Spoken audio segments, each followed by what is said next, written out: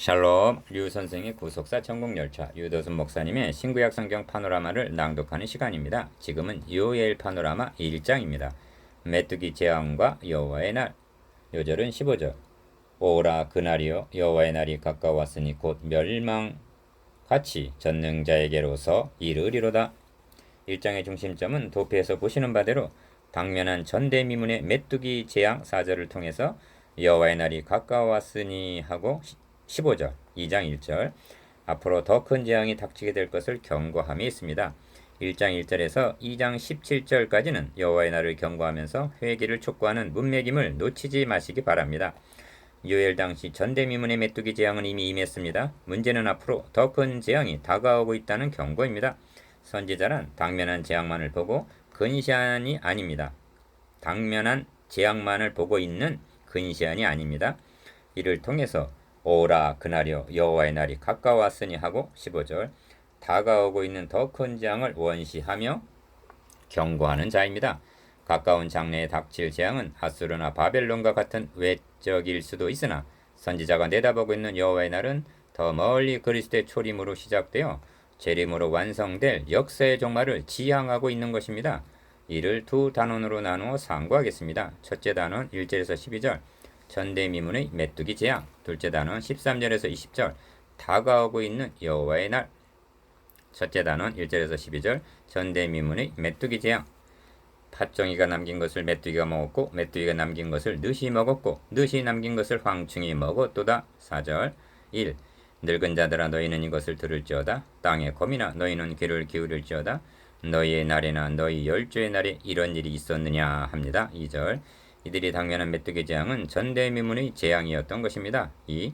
팥종이가 남긴 것을 메뚜기가 먹었고 메뚜기가 남긴 것을 느시 먹었고 느시 남긴 것을 황충이 먹었도다 합니다. 4절 이는 하나도 남김이 없이 먹어버린 상황을 나타냅니다. 그 참상이 기어 그들이 내 포도나무를 멸하며 내 무화과나무를 긁어 말갛게 벗겨서 버리니 그 모든 가지가 하얗게 되었도다 한 데서 나타납니다. 7절 그런데 본문을 관찰해보면 메뚜기 재앙만이 아니라 니은 들짐승도 주를 향하여 헐떡거리오니 시내가 다 말랐고 들의 풀이 불에 탔음이니이다 한 20절 부르짖음으로 보아 큰 한 발도 겹쳐 있음을 알게 됩니다.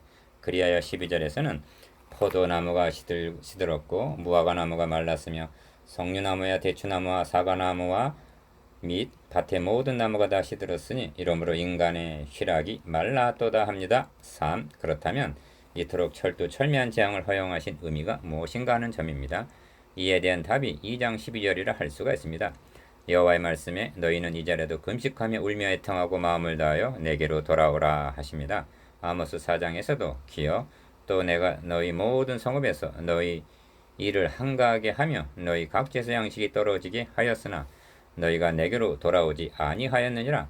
이는 여호와의 말씀이니라. 또 추수하기 석 달 전에 내가 너에게 비를 멈춰 두세 성읍 사람이 어떤 성읍으로 비틀거리며 물을 마시러 가서 만족히 마시지 못하였으나 너희가 내게로 돌아오지 아니하였느니라. 이는 여호와의 말씀이니라. 내가 풍기와 깜쁘기 재앙으로 너희를 쳤으며 팥종이로 너희의 많은 동산과 포도원과 무화과나무와 감람나무를 다 먹게 하였으나 너희가 내게로 돌아오지 아니하였느니라. 이는 여호와의 말씀이니라 하십니다. 아모스 4장 6절에서 9절 한마디로 니은 여호와께로 돌아오라는 징벌이었던 것입니다. 그러므로 요엘서의 주제도 이제라도 금식하며 울며 애통하고 마음을 다하여 내게로 돌아오라에 있는 것입니다. 2장 12절 4.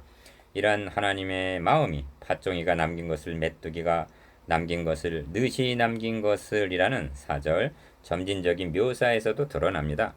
하나님은 돌아오기를 기다리시나니 돌아오지를 않으므로 그 강도를 더하여 갔음을 나타내는 묘사이기 때문입니다. 팥종이가 남긴 것이 있었을 때 돌아왔더라면 얼마나 좋았겠습니까?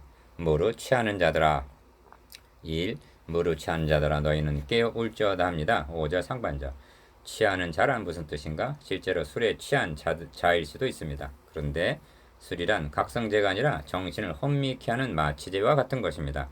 저들은 누군가에 의하여 마취를 당한 자들처럼 혼미한 가운데 있었던 것입니다. 그러므로 술을 입에 한 방울도 되지 않으면서도 취한 사람처럼 살아가고 있는 자들이 더 많은 것입니다. 그래서 너희는 깨울지어다 하고 각성을 촉구하고 있는 것입니다. 포도주를 마시는 자들아 너희는 곡할지어다 합니다. 5절 하반절. 포도주를 마시는 자들이란 세상 연락에 도취되어 있는 자들을 가리키는 묘사입니다. 이 그들을 향해서 기억 울지어다 곡할지어다 5절 너희는 애곡하기를 굵은 배로 동이고 애곡함 같이 할지어다 합니다. 8절 13절에서는 제사장들아 너희는 굵은 배로 동이고 슬피 울지어다 단에 수종드는 자들아 너희는 곡할지어다 합니다. 13절 이는 단순히 메뚜기 재앙을 물리쳐달라고 슬피 울라는 말씀이 아닙니다. 메뚜기 재앙에는 의미가 있다는 것입니다. 이를 통해서 촉구하시는 하나님의 메시지가 있다는 말씀입니다. 오늘날 그 음성 듣기를 원하노라는 것입니다. 시편 95편 7절 그 음성이 무엇인가? 여호와의 말씀에 너희는 이제라도 금식하며 울며 애통하고 마음을 다하여 내게로 돌아오라는 말씀입니다. 2장 12절 그러므로 그들을 향해 울지어다 하는 것은 니은 오라 우리가 여호와께로 돌아가자 여호와께서 우리를 찢으셨으나 도로 낫게 하실 것이요 우리를 치셨으나 싸매어 주실 것이라는 그런 뜻입니다. 호세아 6장 1절 둘째 단은 13절에서 20절 다가오고 있는 여호와의 날 오라 그날이여 여호와의 날이 가까이 왔으니 곧 멸망같이 전능자에게로서 이르리로다. 15절 1. 본단원의 중심점은 요엘서에 5번이나 등장하는 여호와의 날에 있습니다. 1장 15절, 2장 1절, 11절, 31절, 3장 14절, 18절 기어 가까이 왔나니 합니다. 그러니까 여호와의 날이 다가오고 있다는 것입니다. 니은 곧 멸망같이 전능자에게로서 이르리로다 하고 그날은 심판의 날임을 말씀합니다. 2. 저들은 현재 전대묘문의 메뚜기 재앙을 당하고 있는 것입니다. 그들을 향해 선지자는 오라 그날이여 여호와의 날이 가까웠으니 곧 멸망같이 전능자에게로서 이르리로다 하고 더 큰 심판이 다가오고 있음을 경고하고 있는 것입니다. 그러니까 메뚜기 재앙은 더 큰 심판의 전주곡과 같은 것이라는 말씀입니다. 그렇다면 제사장들아 너희는 굵은 배로 동이고 슬피 울지어다 단에 수종드는 자들아 너희는 곡할지어다 내 하나님께 수종드는 자들아 너희는 와서 굵은 배를 입고 밤이 맞도록 누울지어다 한 것은 13절 메뚜기 재앙만을 인해서가 아님을 알게 됩니다. 3. 너희는 금식일을 정하고 성회를 선포하여 장로들과 이 땅 모든 거민을 너희 하나님 여호와의 전으로 몰수히 모으고 여호와께 부르짖을지어다 합니다. 14절 2장 1절에서도 이는 여호와의 날이 이르게 대면이라 이제 임박하였으니 합니다. 그렇다면 여호와의 날을 대비하여 부르짖어야 할 근본적인 문제가 무엇이란 말인가? 이제라도 금식하며 울며 애통하고 마음을 다하여 내게로 돌아오라. 너희는 옷을 찢지 말고 마음을 찢고 너희 하나님 여호와께로 돌아올지어다 하신 돌아옴입니다. 4. 식물이 우리 목전에 끊어지지 아니하였느냐? 기쁨과 즐거움이 우리 하나님의 전에 끊어지지 아니하였느냐? 씨가 흙덩이 아래서 썩어졌고 창고가 비었고 곡간이 무너졌으니 이는 곡식이 시들었음이로다 합니다. 16절에서 17절 10절에서 20절까지에는 말랐고 없어졌고 다하였도다 끊어지지 아니하였느냐는 묘사가 여러 번 반복적으로 나옵니다. 이 말씀 1차적으로는 메뚜기와 한 발로 인한 기근을 의미한다 하여도 본질적인 문제는 기쁨과 즐거움이 우리 하나님의 전에 끊어지지 아니하였느냐에서 16절 구할 수가 있습니다. 그들이 잃어버린 것은 하나님의 전에서 맛보던 기쁨과 즐거움이었던 것입니다. 그들의 은혜의 창고는 텅텅 비었고 생수의 시내가 말라버렸던 것입니다. 5. 이를 알았기에 아모스 선지자는 기어 주 여호와께서 가라사대 날이 이를지라 내가 기근을 땅에 보내리니 양식이 없어 주림이 아니며 물이 없어 가람이 아니오 여호와의 말씀을 듣지 못한 기갈이라고 외쳤던 것입니다. 아모스 8장 11절 저들이 애통하며 부르짖어야 할 것은 육신의 양식이 아니라 생명의 말씀이었던 것입니다. 그러므로 호세아 선지자도 이스라엘아 너희 하나님 여호와께로 돌아오라 너는 말씀을 가지고 여호와께로 돌아오라 하고 호소했던 것입니다. 호세아 14장 1절에서 2절 이는 저들만의 문제가 아니라 모든 시대 모든 신령의 문제인 것입니다. 만일 저들의 문제가 메뚜기 재앙에 머문다면 요엘서가 우리와는 상관이 없는 책이 되고 말았을 것입니다. 여러분은 말씀에 굶주려 있지 아니합니까? 생수에 목말라 하지 않습니까? 성경은 말씀합니다. 니은 너희 목마른 자들아 물로 나오라 돈 없는 자도 오라 너희는 와서 사 먹되 돈 없이 값 없이 와서 포도주와 젖을 사라 너희가 어찌 양식 아닌 것을 위하여 은을 달아주며 배부르게 못할 것을 위하여 수고하느냐. 나를 청정하라. 그리하면 너희가 좋은 것을 먹을 것이며 너희 마음이 기름진 것으로 즐거움을 얻으리라. 이사야 55장 1절에서 2절. 그러므로 요엘서에서도 내 신을 만민에게 부어주리니 하시는 것입니다. 2장 28절.